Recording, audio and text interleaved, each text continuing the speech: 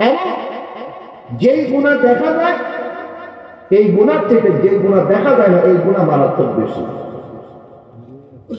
দেখা যায় আর দেখা যায় না, এটার পার্থক্যটা কি? একটা হাদিস দিয়ে আপনাদেরকে বলি। নবীজি সাল্লাল্লাহু আলাইহি ওয়াসাল্লাম ইরশাদ করেছেন, আমার উম্মতের মধ্যে আমি একদল উম্মতকে চিনি, ইয়াতুনা ইয়াউমাল কিয়ামাতি বিহাসানাতি, তারা কিয়ামতের ময়দানে নেকামল নিয়ে উঠবে। কেমন নেকামল? তাহামাতি বাইদা, জাবালি তাহামাতি বাইদা, একটা তাহামা পাহাড় পরিমাণ, তাহামা একটা পাহাড়ের নাম, একটা পাহাড় পরিমাণ নেকামল নিয়ে কিয়ামতের ময়দানে উঠবে। ফায়াজআলুহু তাআলা হাবা'আন মানসুরা, কিন্তু আল্লাহ সুবহানাহু ওয়া তাআলা ওই ব্যক্তির এই পাহাড় পরিমাণ নেকামলকে 1 মিনিটের মধ্যে ধ্বংস করে দেবে। বলেন না নাউযুবিল্লাহ। সাহাবায়ে কেরাম বলেন, সিফহুম লানা ইয়া রাসূলুল্লাহ, হুজুর তাদের পরিচয় কি আমাকে একটু বলেন, আমাদেরকে একটু বলেন। তারা কি অপরাধ করবে, কি অন্যায় করার কারণে আল্লাহ পাক তাদেরকে দিয়ে নারাজ হবে, কিয়ামতের ময়দানে আল্লাহ তাদেরকে এইভাবে আযাব দেবে, এইভাবে শাস্তি দেবে, তাদের কষ্টে অর্জিত নেকামল আল্লাহ বরবাদ করে দেবে। কারণটা কি? তখন নবী সাল্লাল্লাহু আলাইহি ওয়াসাল্লাম ইরশাদ করলেন, কারণ তারা তোমাদের মতো মসজিদে আসতো, নামাজও পড়তো, ইবাদত বন্দেগীও করতো, কিন্তু ফাইদা খালা বিমাহারিমিল্লাহি তাহাতিহা, কিন্তু তারা যখন একাকী থাকতো, একাকী অবস্থায় তারা গুনার মধ্যে লিপ্ত হয়ে যেত। বলেন না নাউযুবিল্লাহ। আগে একা গুনাহ করা কঠিন ছিল, এখন একা গুনাহ সহজ। মোবাইল ফোন একটা হাতে থাকলে গুনার দরজা খোলা, ঠিক কিনা বলেন না? বড় দরজা জান্নাত তো বন্ধ, কেউ তো দেখে না। আর এই গুনার শাস্তি এত বেশি কেন? কারণ আপনি অন্য কোনো গুনাহ করেন না, মানুষ দেখে ফেলবে এই ভয়ে, মানুষকে লজ্জা করেন। কিন্তু আপনি এই গুনাহ করেছেন, আপনি মানুষকে লজ্জা করে মানুষের সামনে করেন নাই, কিন্তু আপনি গোপনে করলেও তো আপনি আল্লাহর সামনে থেকে লুকাতে পারবেন না। আপনি তো আল্লাহর সামনে করেছেন, অর্থাৎ মানুষকে লজ্জা পেয়েছেন, আল্লাহকে লজ্জা পান। যদি বলেন না নাউযুবিল্লাহ। মানুষকে লজ্জা পাওয়ার আগে আল্লাহকে লজ্জা পেতে হবে। আমার আল্লাহ আমাকে দেখছেন, ওয়া মাকুম আইনামা কুনতুম, আল্লাহ পাক বলেন আমি তোমার সাথে আছি, তুমি যেখানে থাকো না কেন। আমাদের আল্লাহ আমাদের সাথে আছে না নাই? আমাদেরকে দেখে কি দেখে না? দেখে। আমরা হয়তো দেখি না, কিন্তু আমরা অস্তিত্ব আমরা অনুভব করব, আমরা ফিল করার চেষ্টা করবো আল্লাহ তুমি আমার সাথে আছো। এবং আমার যে সমস্ত যুবক ভাইয়েরা বলে, হুজুর আমি অনেক চেষ্টা করি এই নজরের গুনাহ, একাকী গুনাহ, গোপন গুনাহ, এই সমস্ত গুনাহ থেকে আমি বাঁচার চেষ্টা করি, কিন্তু হুজুর আমি পারি না। আর আপনি যদি চেষ্টা করেন, আল্লাহ পাক ইরশাদ করেন, ওয়া মান ইয়াত্তাকিল্লাহা ইয়াজআল লাহু মাখরাজা, বান্দা যদি মন থেকে আমাকে ভয় করে, তার বাঁচার ব্যবস্থা আমি আল্লাহ নিজে করে দেব। যারা বলেন না সুবহানাল্লাহ। যে আল্লাহ আপনার অন্তরের মধ্যে, এখন অন্তরের মধ্যে গুনার প্রতি আপনার একটা আকর্ষণ, গুনার প্রতি একটা টান, আল্লাহ যদি চায় এই আকর্ষণটা নেকের প্রতি করে দিতে পারে। পারে কি পারে না? এই আকর্ষণটা আল্লাহ সুবহানাহু ওয়া তাআলা কোরআনের দিকে করতে পারে, নবীর মহব্বতের দিকে করতে পারে, কিন্তু আপনি মন থেকে হয়তো চান না, বলে আমি এটা করে ফেলি, সকালে দেখা যাবে। অনেকে চিন্তা করে এই গুনাহটাকে কি করি, করে ফেলি, তারপরে তওবা করে ফেলবো। মনে রাখবেন, যারা তওবা করতে কোনো দিনে করে, কত বারবার গুনাহ করা লাগে কেন, আমি আগে গুনাহটা করি এরপরে তওবা করবো, এদের কপালে তওবা নসিবও হবে না। যারা বলে না নাউযুবিল্লাহ। এই জন্য গুনাহকে গুনাহ মনে করে গুনাহ থেকে দূরে থাকবেন। কেমন? হযরত আব্দুল্লাহ ইবনে মাসউদ রাদিয়াল্লাহু তাআলা বলেন, যারা ঈমানদাররা গুনাহ করার সময় তাদের মনের মধ্যে খেয়াল হয় যে এই বুঝি আসমান থেকে আগুনের গোলা বর্ষণ করে আমাকে ধ্বংস করে দেওয়া হবে। এটা একটা ঈমানদারের ফিল। আর যারা মুনাফিক, তারা মনে করে আমার শরীরের মধ্যে একটা মাছি বসছে, ইশারা দিয়ে মাছি সরাই দেওয়া যত সহজ, গুনাহ করাটা তার জন্য এরকম সহজ।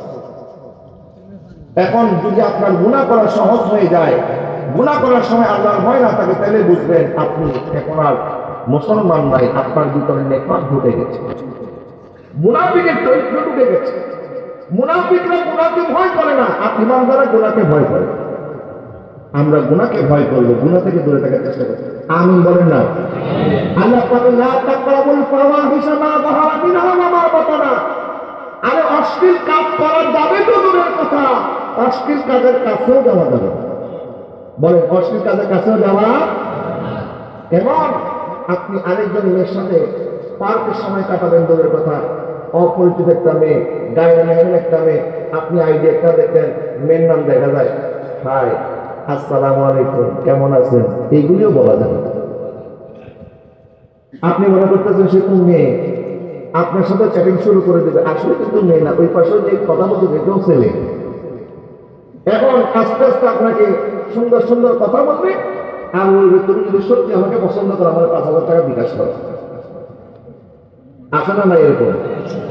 আবার অনেকে আছে বিদেশে থাকে, এদের কাজই হচ্ছে এগুলি, আপনাকে ভিডিও কল দিবে, আপনিও দেখবেন একটা মেয়ে আপনাকে গুনার দিকে দাওয়াত দিবে, আপনার কিছু এমন দৃশ্য সে ধারণ করবে মোবাইলের মধ্যে, কিন্তু আমার রেকর্ড করে রাখবে, ওরা আপনার পাঠায় বলবে যদি এখন 10,000 টাকা না দাও এগুলি কিন্তু আমি ক্লাস করে দেব। আছে না এরকম বাবা? বাবা মানুষকে ভয় না পেয়ে আল্লাহকে ভয় পান।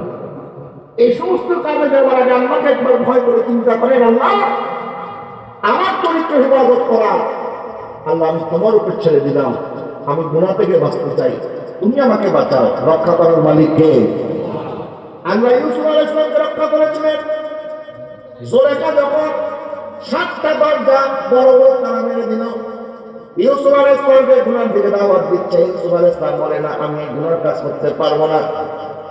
জুলেখার ঘরের মধ্যে একটা মূর্তি ছিল, ওই মূর্তির চোখের উপরে জুলেখা একটা পর্দা দিয়ে দিল, বলল ইউসুফ আমার মূর্তি এখন দেখবে না, কোনো সাক্ষী নাই। ইউসুফ আলাইহিস সালাম বলতেছ জুলেখা তুমি কি পাথরের মূর্তির কথা বলতেছ? এই মূর্তির চোখে দেখতে পায় না, তারপর তুমি তাকে লজ্জা পাও?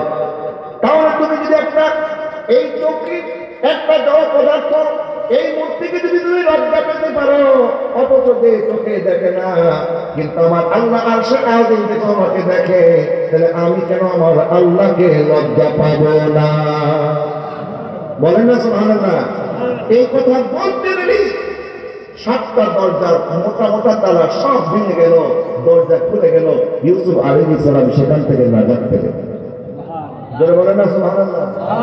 এখন জুলেখা যখন পিছন দিয়ে দৌড় দিছে, আর যখন ইউসুফ আলাইহিস সালাম সামনে চলে যাচ্ছেন, লাস্টে জুলেখা পিছন দিয়ে যখন টান দিছে, ইউসুফ আলাইহিস সালামের পিছনে জামা ছিঁড়ে গেছে। এখন লোকজন জড়ো হয়ে গেছে, জুলেখা বলতেছে আমার কোনো দোষ নাই, সব দোষ ইউসুফের। ইউসুফ আমার চরিত্র হনন করার চেষ্টা করেছে, আর এইদিকে ইউসুফ আলাইহিস সালাম বলতেছে আমার কোনো দোষ নাই। কিন্তু যেহেতু জুলেখা ছিল সেনাপতির স্ত্রী, মিশরের সম্ভ্রান্ত মহিলাদের একজন, জুলেখার কথাই তো সবাই মানবে। তখন ইউসুফ আলাইহিস সালাম জিজ্ঞাসা করতেছে আপনার কি কোনো সাক্ষী আছে? ইউসুফ আলাইহিস সালাম বলতেছে পাশের ঘরে একটা ছোট্ট বাচ্চা আছে, এই বাচ্চা হচ্ছে আমার সাক্ষী। সুবহানাল্লাহ বলেন না?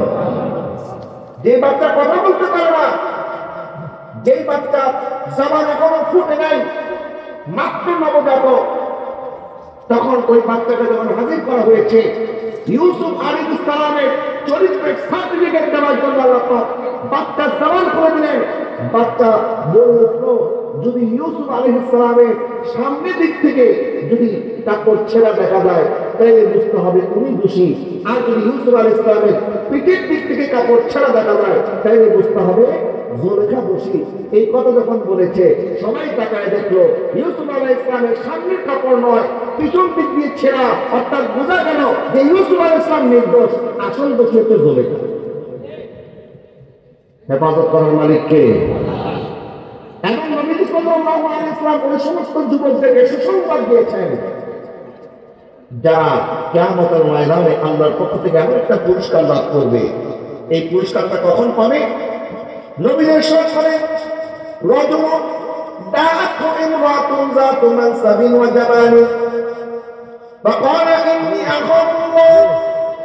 একজন সুন্দরী রমণী যদি কোনো যুবককে গুনার জন্য দাওয়াত করে, আর ওই সুন্দরী রমণীর দাওয়াতের ব্যাপারে ওই যুবক যদি প্রত্যাখ্যান করে, এই কথা বলে আমি তোমার এই গুনার দাওয়াতে সাড়া দিতে পারবো না, কারণ আমি আল্লাহকে ভয় করি। আল্লাহর ভয় যখন কোন সুন্দরী রমণীর প্রত্যাখ্যান করে দিবে। কাল কিয়ামতের ময়দানে আমার আল্লাহ ওই যুবককে আরশে আজিমের ছায়া দান করবে।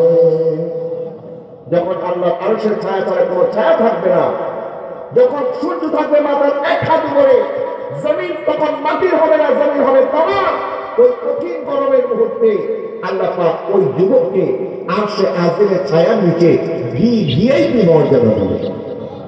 যারা বলেন না সুবহানাল্লাহ। তাইলে আমাদের এই সমস্ত গুনাহ থেকে বাঁচার দরকার আছে না নাই?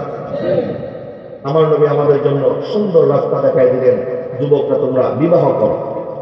এখানে যারা মাশাআল্লাহ ইন্টারমিডিয়েট পাস করেছেন, এখন তো অনার্সে পড়ার সাথে সাথে আপনি চাইলে একটা জব নিতে পারেন, ব্যবসায় ইনভেস্ট করতে পারেন, অথবা আপনি টুকটাক বাবার বিজনেস থাকতে সেখানে সময় দিতে পারেন। অন্তত আপনি প্রাইভেট তো করাইতে পারেন, আপনি কোচিং সেন্টার দেন, একটা প্রাইভেট টিউশনি করেন।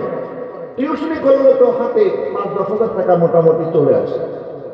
তো যারা মোটামুটি একটু ৫-১০ হাজার, ১৫,০০০, ২০,০০০ টাকা ইনকাম করার একটা রাস্তা হয়ে যাবে, আমি আমাদের মুরব্বীদেরকে বলবো আপনারা একটু সহজ করেন আপনার সন্তানের চরিত্র হেফাজতের জন্য। এখন ১,০০০ মানুষকে দাওয়াত করে খাওয়াতে হবে, ধুমধাম করে বিয়ের অনুষ্ঠান করতে হবে, এইগুলি বাদ দেন, আগে তার চরিত্র হেফাজত করেন। কথা বলেন না ঠিক কিনা? আজকে গুনাহ করা অনেক সহজ হয়ে গেছে বাবা। যদি মদিনাওয়ালা কামলিওয়ালার দিদার পেতে হয়, এই চোখ আল্লাহ দিয়েছেন, আমরা এই চোখ দিয়ে আমার নবীকে দেখবো ইনশাআল্লাহ। বলেন না? তো যে চোখ দিয়ে নবীকে দেখবেন, এই চোখের পবিত্রতার দরকার আছে না নাই? আল্লাহ পাক ইরশাদ করেছেন, মান কানা ফি হাযি আমা ফাহুয়া ফিল আখিরাতি আমা। যে ব্যক্তি দুনিয়ার মধ্যে অন্ধ, কিয়ামতের ময়দানে আমি তাকে অন্ধ করে তুলব। নাউযুবিল্লাহ। বলেন না? দুনিয়ার অন্ধত্ব মানে দুনিয়াতে যারা চোখে দেখে না তারা নয়। দুনিয়ার অন্ধত্ব মানে হচ্ছে আল্লাহ পাক যাদেরকে দুনিয়াতে আল্লাহর নিয়ামত দেখার তৌফিক দেয় নাই। যারা আল্লাহর নিয়ামত চোখে দেখে না, যারা আল্লাহর নিয়ামত পায় না, খালি চোখ দিয়ে খালি গুনাহ দেখে কিয়ামতের ময়দানে ওই সমস্ত চোখ বন্ধ হয়ে যাবে। যারা বলেন না নাউযুবিল্লাহ। আর আমরা এই চোখ দিয়ে মদিনা দেখবো, মক্কা দেখবো, আল্লাহর ঘর খানায় কাবা দেখবো, আমার নবীর গুম্বদে খাজরা দেখবো। আমরা এই চোখ দিয়ে আল্লাহর কোরআন তেলাওয়াত করি, আমরা এই চোখটা রেখে দেব, হেফাজত করবো, এই চোখের হেফাজত করবো, এই চোখ দিয়ে আমরা আমার নবীকে দেখবো ইনশাআল্লাহ। বলেন না? ও তোমার প্যারা নবী, তুমি সৃষ্টির সবই, তুমি মাহবুব খোদা শাহে দো জাহান, তুমি মাহবুব খোদা শাহে দো জাহান। আমার ঈমান, আমার দীন, আমার জান, আমার ঈমান, আমার দীন, আমার জান। ভালো যে বাস তুমি, কবরে আস তুমি, ভালো যে বাস তুমি, কবরে আস তুমি। তোমারই ভালোবাসা মুমিনের ঈমান, তোমারই ভালোবাসা মুমিনের ঈমান। আমার ঈমান, আমার দীন, আমার জান, আমার ঈমান, আমার দীন, আমার জান। ও মোর প্যারা নবী, তুমি সৃষ্টির সবই, তুমি মাহবুব খোদা শাহে দো জাহান, তুমি মাহবুব খোদা শাহে দো জাহান। আমার ঈমান, আমার দীন, আমার জান, আমার ঈমান, আমার দীন, আমার জান। বলেন না সুবহানাল্লাহ। বাবা যে যেটা চায় আল্লাহ পাক তাকে সেটাই দেয়, ঠিক কিনা? বলেন না? আপনি দুনিয়া চাইবেন, আল্লাহ আপনাকে দুনিয়া দেবে। আপনি টাকা চাইবেন, আল্লাহ আপনাকে টাকা দেবে। আপনি ক্ষমতা চাইবেন, আল্লাহ আপনাকে ক্ষমতাই দেবে। কিন্তু টাকা, ক্ষমতা, সম্মান এগুলি আজকে আছে কালকে লাগে, ঠিক কিনা? বলেন না? এই জন্য আল্লাহর কাছে চাইতে হবে আল্লাহ এবং তার রাসূলকে। জান্নাত আমি তোমাকে চাই, তোমার নবীকে চাই, আমি দুনিয়ার আর কিছুই চাই না। যখন আপনি আল্লাহ এবং তার রাসূলকে চাইবেন, অটোমেটিক দুনিয়া আপনার কদমে চলে আসবে। কথা বলেন না ঠিক কিনা? তো কেউ দুনিয়া চাই, কেউ আখিরাত চায়।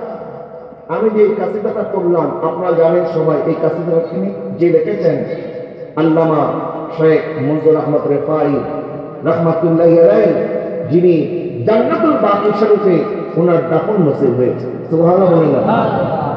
এবং ওনাকে তিনি গোসল দিয়েছেন, চট্টগ্রামের একজন আমাদের মুরব্বী, আল হারামীন হজ কাফেলার মালিক, মদিনা শরীফে যখন হুজুরের ইন্তেকাল হয়েছে, তিনি বলতেছেন, আমি গোসল দেওয়ার জন্য যখন ওনাকে গোসল করাচ্ছি, বলে আমি এমন নুরানি চেহারাওয়ালা কিছু মানুষ যারা আমাকে গোসলের পানি সরবরাহ করছিল, হুজুরের গোসল করানোর জন্য যে পানি এনে দিচ্ছিল, এরকম নুরানি চেহারাওয়ালার মানুষ আমি আর কখনো দেখি নাই। এবং ওনাদের চেহারা থেকে নূর ঝলঝল করছে, এবং হুজুরের এই গোসলের পানি যখন পড়ছে মনে হচ্ছে নূরের পানি টপটপায় পড়ছে। সুবহানাল্লাহ বলেন না? বাবা নবী উনি চেয়েছেন ওনার ইন্তেকালটা যেন আমার নবীর কদমে হয়, আমার নবীও সেভাবে কবুল করেছে। এই জন্য বলেছে, কেউ দুনিয়া চায়, কেউ আখিরাত চায়, কেউ দুনিয়ার টাকা পয়সা ইজ্জত সম্মান চায়, কেউ আল্লাহ এবং তার রাসূলকে চায়। এখন আপনি আমি কোনটা চাবো, এটা আমাদের ব্যাপার। আল্লাহ পাক ইরশাদ করেছেন, আল্লাহনা জাল্লাহু আলাইহি ওয়া লিসানা ওয়া হাবারে ওয়া হাদাইনাহুম নাজদাইন। আমাদের সামনে দুইটা রাস্তা, একটা গুনাহের রাস্তা, একটা নেকের রাস্তা, একটা হেদায়েতের রাস্তা, একটা গোমরাহির রাস্তা, একটা শয়তানের রাস্তা, একটা রহমানের রাস্তা, একটা জাহান্নামের রাস্তা, একটা জান্নাতের রাস্তা। আপনাকে চিন্তা করতে হবে কোন রাস্তায় সফর করবেন, আপনি কাকে ফলো করবেন, কাকে মানবেন। এমন যারা আল্লাহ এবং তার রাসূলকে মেনেছে, মহব্বত করেছে, তাদেরকে রাজি খুশি করেছে, গোটা দুনিয়া তাদের প্রতি রাজি হয়ে গেছে। কথা বলেন না ঠিক না? আর সারা জীবন যারা গান বাজনা করছে, মানুষকে এন্টারটেইন দেওয়ার জন্য, মানুষকে খুশি করার জন্য এমন কোন খারাপ কাজ নাই করে নাই, মারা যাওয়ার পর ওই মানুষটার জন্য কেউ দোয়াও করে না। কথা বলেন না ঠিক না? তার মানে দুনিয়া শেষ হয়ে যাবে, এই দুনিয়া থেকে আমাদেরকে চলে যেতে হবে, কিন্তু এমন কিছু কাজ, এমন কিছু স্মৃতি আমরা যেন রেখে দিতে পারি, যেটা মানুষ শুনলে আজকে মনজুর আহমদ রাফাই হুজুর রাহমাতুল্লাহ আলাইহি এক একটা কাসিদা করে যখন মানুষের চোখ পেয়ে পানি পড়ে, তখন বোঝা যায় এই কাসিদা হুজুর কত দরদ, কত ভালোবাসা, কত ইশকে মুস্তাফা নিয়ে উনি লিখেছেন। কথা বলি না ঠিক না? এই চোখের পানি এমনি আসে না,